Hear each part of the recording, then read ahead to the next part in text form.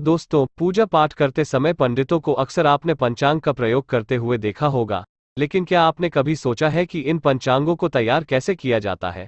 इनकी खगोलीय गणना कहाँ और कैसे की जाती है?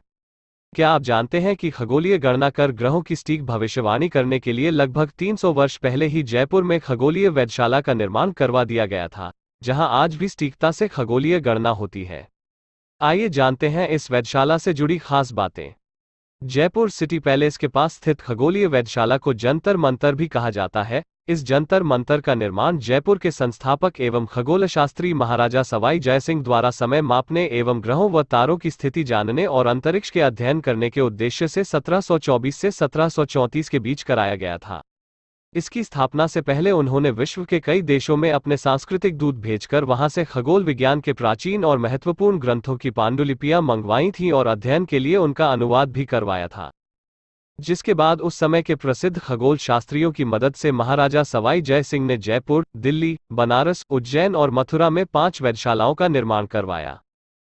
इन 5 वेधशालाओं में से आज केवल दिल्ली और जयपुर के जंतर मंतर ही शेष बचे हैं, बाकी सभी खंडहरों में तब्दील हो चुकी हैं।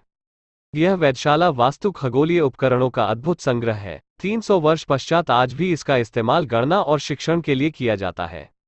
इसके अलावा इस खगोलीय वेधशाला का इस्तेमाल निरीक्षण करने समेत सूर्य के चारों ओर कक्षाओं का अध्ययन करने के लिए भी किया जाता है। यह विशाल वेधशाला करीब 18,700 वर्ग मीटर क्षेत्र में फैली हुई है। इसके निर्माण में बेहद अच्छी गुणवत्ता वाले संगमरमर के पत्थरों का इस्तेमाल किया गया है। जंतर मंतर में समय, मौसम एवं अंतरिक्ष संबंधी सही भविष्यवाणी करने के लिए कई अलग अलग खगोलीय उपकरणों का उपयोग किया गया है। यहाँ 14 विशेष खगोलीय यंत्र रखे गए हैं, जो कि तारे एवं गति की स्थिति जानने, समय मापने, मौसम की स्थिति जानने, आकाशीय ऊंचाई का पता लगाने एवं ग्रहण की भविष्यवाणी करने समेत सौरमंडल की तमाम गतिविधियों की जानकारी हासिल करने में मदद करते हैं। यहाँ पर रखा राम यंत्र आकाशीय ऊंचाई मापने का प्रमुख यंत्र है, वहीं सम्राट यंत्र स्थानीय समय को 2 सेकंड की सटीकता तक माप सकता है। इस जंतर मंतर में विश्व की सबसे बड़ी पत्थर की सूर्य घड़ी है, जिसका नाम बृहत सम्राट यंत्र है। इस खगोलीय उपकरण की रचना करीब 27 मीटर ऊंची है। जंतर मंतर के प्रवेश द्वार के ठीक बाएं ओर एक गोलकार चबूतरे के दोनों ओर 2 स्तंभों के बीच लटके धातु के विशाल गोले को उन्नतांश यंत्र के नाम से जाना जाता है। यह यंत्र आकाश में पिंड के उन्नतांश और कोणीय ऊंचाई मापने के काम आता है। उन्नतांश यंत्र के पूर्व में उत्तर से दक्षिण दिशाओं के छोर पर फैली एक दीवारनुमा इमारत दक्षिणोत्तर भित्ति यंत्र है। सामने के भाग में दीवार के मध्य से दोनों ओर सीढ़ियां बनी हैं जो दीवार के ऊपरी भाग तक जाती हैं, जबकि दीवार का पृष्ठ भाग सपाट है। यह यंत्र मध्याह्न समय में सूर्य के उन्नतांश और उनके द्वारा सूर्य क्रांति व दिनमान आदि जानने के काम आता था। जंतर मंतर परिसर में बीचों बीच एक बड़े वर्गाकार समतल धरातल पर लाल पत्थर से विशाल वृत्त बना है और केंद्र से चारों दिशाओं में एक समकोण क्रॉस बना है। यह दिशा यंत्र है जिससे सामान्य तौर पर दिशाओं का ज्ञान होता है। षष्ठांश यंत्र सम्राट यंत्र का ही एक भाग है। यह वलयाकार यंत्र सम्राट यंत्र के आधार से पूर्व और पश्चिम दिशाओं में चंद्रमा के आकार में स्थित है। यह यंत्र भी ग्रहों नक्षत्रों की स्थिति और अंश का ज्ञान करने के लिए प्रयुक्त होता था।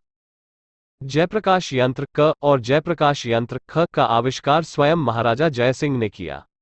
कटोरे के आकार के इन यंत्रों की बनावट बेजोड़ है।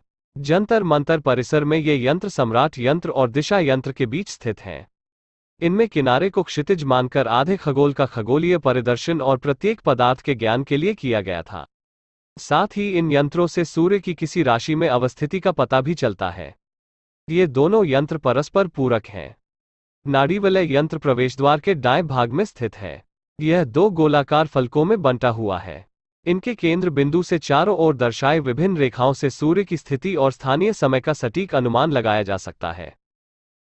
लघु सम्राट यंत्र ध्रुव दर्शक पट्टिका के पश्चिम में स्थित यंत्र है। इसे धूप घड़ी भी कहा जाता है। इस यंत्र से स्थानीय समय की सटीक गणना होती है।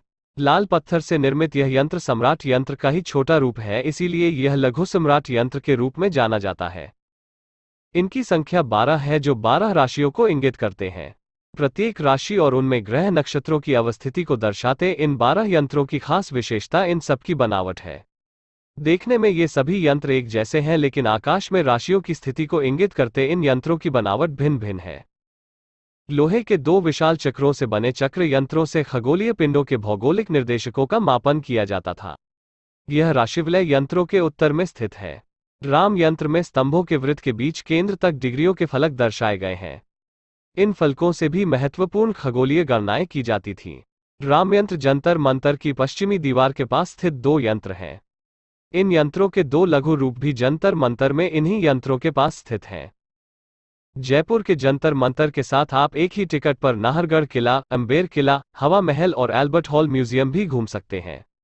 यहाँ लगे उपकरणों की सबसे खास बात यह है कि सैकड़ों साल बाद आज भी यह उपकरण सही तरीके से काम कर रहे हैं। पर्यवेक्षक आज भी गणना के लिए इस यंत्र का इस्तेमाल सभी मौसम संबंधी जानकारियां हासिल करने के लिए करते हैं।